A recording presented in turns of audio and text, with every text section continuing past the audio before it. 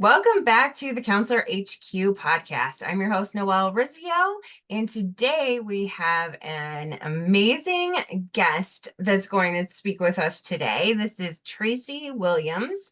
She's an LPC. Traci, welcome to the Counselor HQ podcast. Thank you so much, Noelle. I'm thrilled to be here. Yes, and Traci, you and I met through the school community, the Counselor HQ school community, and we found out that we had very similar backgrounds. We both started off working in the school setting, and now we have both now transitioned to doing private practice through telehealth.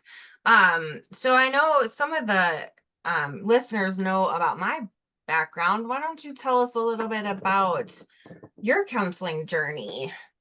All right. Well, again, thanks for the opportunity to be here. I think my actual start was working with nonprofits, and Okay. I spent a lot of time, working in children's programs, in after school programs, Big Brothers Big Sisters, Mhm. working with families that wanted to have a mentor for their children. But then I found myself going to Los Angeles Unified School District, where I started as a counselor working with students in foster care and with students experiencing homelessness, which was very rewarding. Mhm. Mhm. Um, and I really appreciated being a part of a collaborative team with the school counselors that were on the campus, as well as all the other key school personnel. And then after moving back kind of to where I was from in the Midwest a couple of years ago, I transitioned to working just in telehealth as a clinician. I guess that is similar to your path. Mhm. Yes, yes. It is very similar. And what do you think um has been like the hardest transition in transitioning from the school to doing telehealth? Well, I think the biggest challenge is sort of the obvious one, which is in telehealth you can be isolated in some ways Mhm. because you're working from home. That's where I work primarily, and not having that in-person collaboration and ability to network has been a big transition. It's been challenging. And I think you and I spoke about that, the importance of connecting with other people Mhm. in this work and still finding best practices. Yeah, absolutely. How do you kind of beat that sense of isolation? I know you and I have talked about like being involved in like organizations and things like that. Can you speak about your experience with that?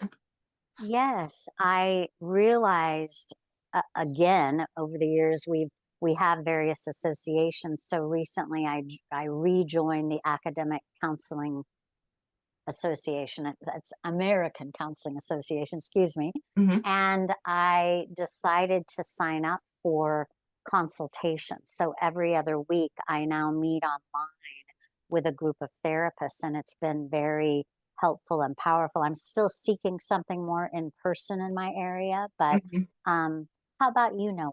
Remind me of how you've done that. Um, I like to go to different conferences, and really like immerse myself in the conference experience. That's where find the most valuable because I can talk to people and but also find different resources and things like that.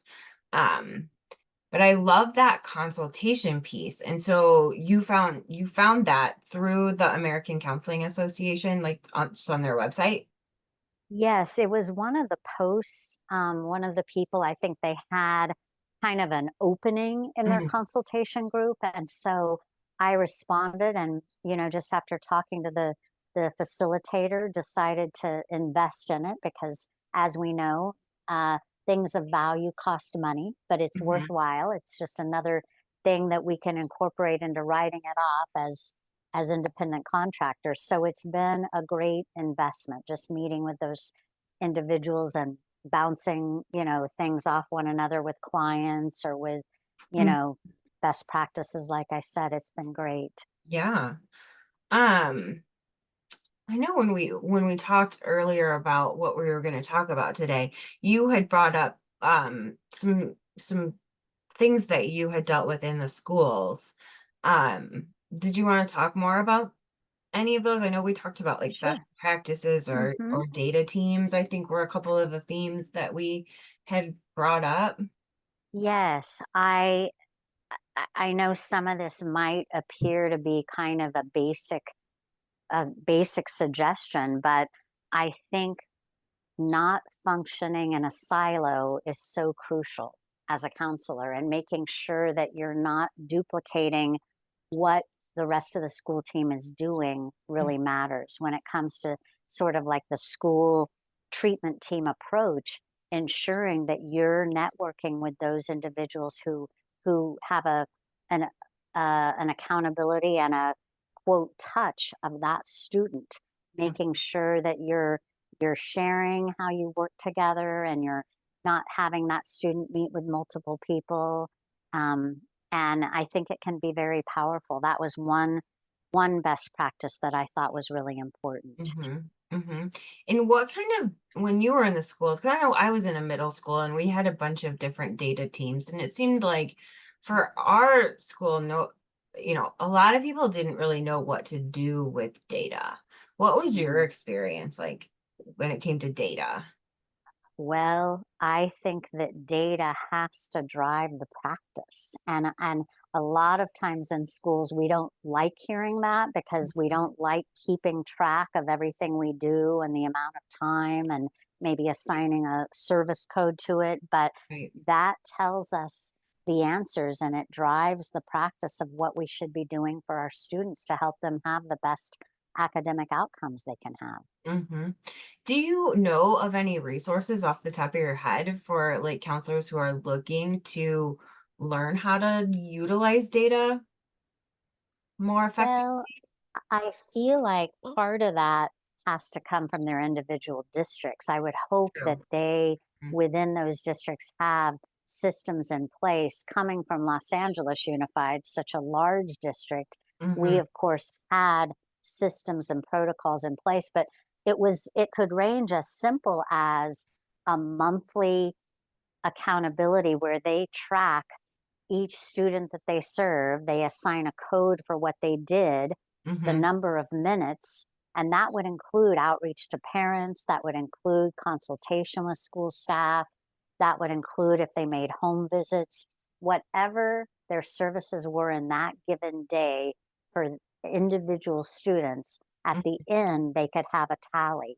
And that would inform them a lot, because then they could tie it back to, well, how is that student doing with their attendance or their report card or their mhm, behavior? So mhm, it was very informative. And um, I'm imagining that many districts have that in place, but mm. maybe the challenge is helping counselors to prioritize and ensure that they track their data daily. Right, right. And I think that that helps not only with the accountability piece, but to also show other people in the school, in the district, in the community, the value of counseling Yes. when you have that data to back it up. Yes, I totally agree, Noelle. We never know how or where funding streams will go depending upon, you know, politics and who's in Right. charge. So we have to always ensure that our jobs have value and that we're having an impact. And the only way to do that is through data collection. Right. Right. Um, and I know that it's a different world. We're going from schools to telehealth. It's a very different world for me. But I have kind of a unique situation where I was able to jump in with a woman who already had her own private practice, and I got lucky and just kind of she took me under her wing. Now, you had kind of a different experience with that where you just kind of did some research and figured it out on your own. Do you wanna talk a little bit about that experience? Yes, I would be happy to. one of the things I wanted to pass along to anyone who's thinking about doing that would be there's so many great platforms out there that can be a great start, such as, Headway, Rula, there's many others, Mhm, but those platforms they make it easier because they get you credentialed with various insurances. mhm, They handle all the billing and the paperwork. Of course, you have to keep your client based paperwork on their platforms, but they make that very simple. mhm. Now, granted, your pay rate may be a little bit less because they're handling all of that, but they are, I think it can be worth it as a beginning telehealth therapist or private practice therapist. Mhm. I would. And yeah, and Rula, what I like about them is that they quickly will assign you people based upon your openings and your schedule. You aren't waiting very long to get clients, and that's really important when you're starting out. Because that's okay. So I wanted to my caseload was a little low and I wanted to add more clients. And so I joined Headway and Mhm. then I was still having to like find my own clients. So I wasn't in any different of a space than I was before. So Yes. I mean, is that your experience with Rula also? I mean, this isn't like we're not getting paid for any Promoting. of this. Yeah. We we're just having a conversation because I Yes. don't know. And we're not Yes. saying anything good or bad or better or No, worse about any of these things. We're just talking correct. about them. Yeah, my experience with Headway was yeah, I just felt like it was my responsibility to get the clients, which is fine. That's what I was having a problem with, and I was hoping Headway Yes. would help me. Um, and so So, do you Noel, think that Rula is the same thing? it Sorry about is my not. dogs. No, Okay. not at all. It is not, and I'm so glad you brought that up. Rula generates clients.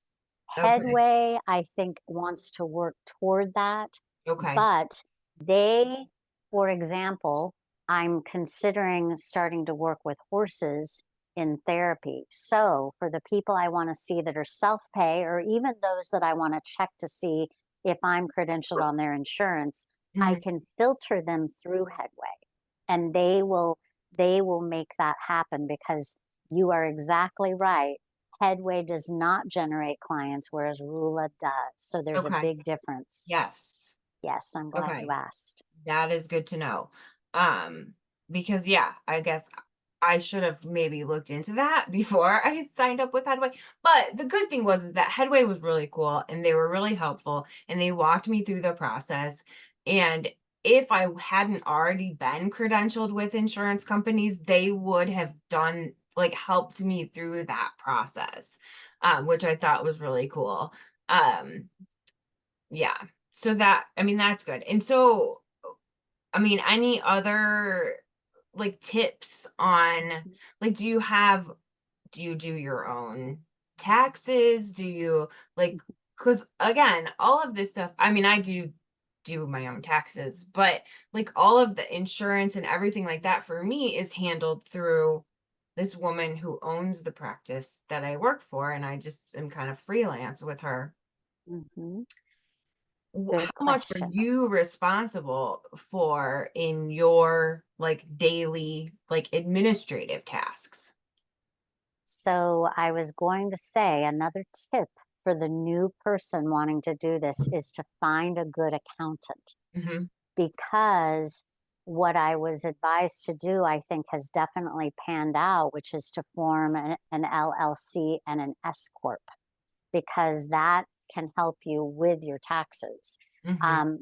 Definitely, you just need a basic spreadsheet about all of your expenses and your income.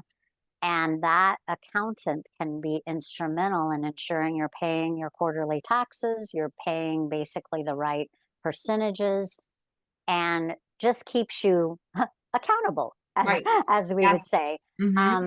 Another one that I've researched, which again, like you said, we're not promoting anything, but something for people to check into is also herd.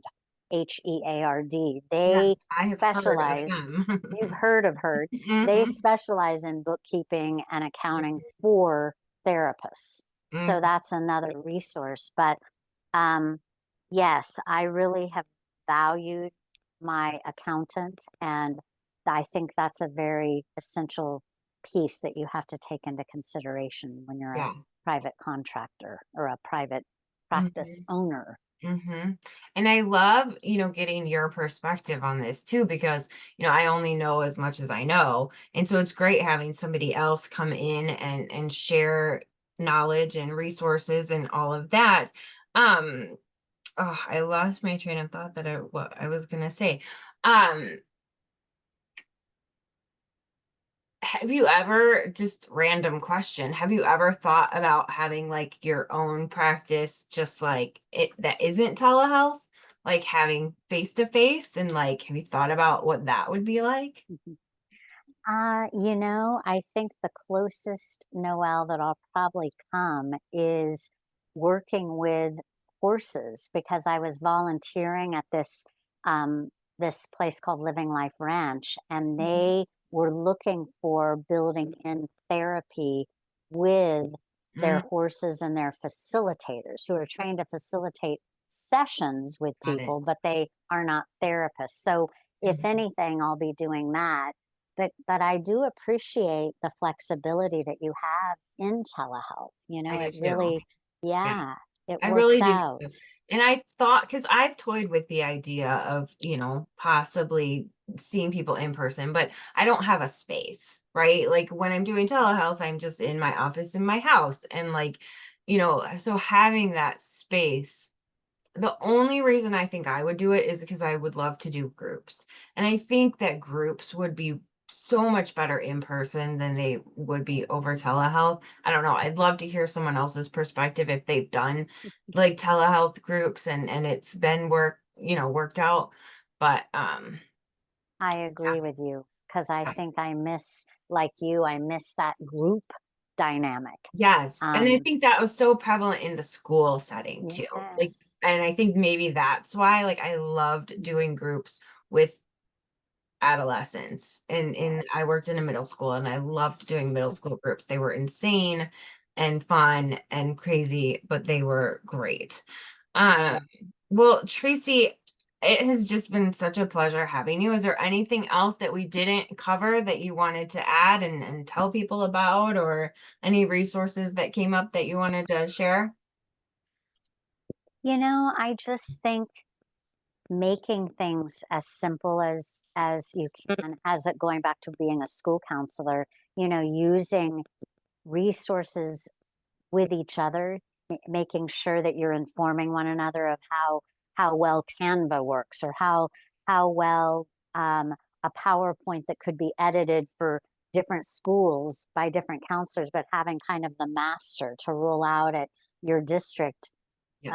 about the newest resources. I Mm. think those are great suggestions. Why reinvent the wheel? Yes, That would and be, the last podcast, I think, was the podcast just about that, not reinventing the wheel. I think our oh, last podcast was ooh, about not reinventing the wheel, so that's very appropriate. And we do have lots of resources on Counselor HQ as well. And if we don't have what you need, we are willing to help you make it or make it for you. So that is always an option too. Well, Traci, again, thank you so much. And for you listeners, if you have anything to add, you can definitely comment or you can email or go to Counselor HQ. And we will see you in the next episode. thanks, Noelle. Thank you.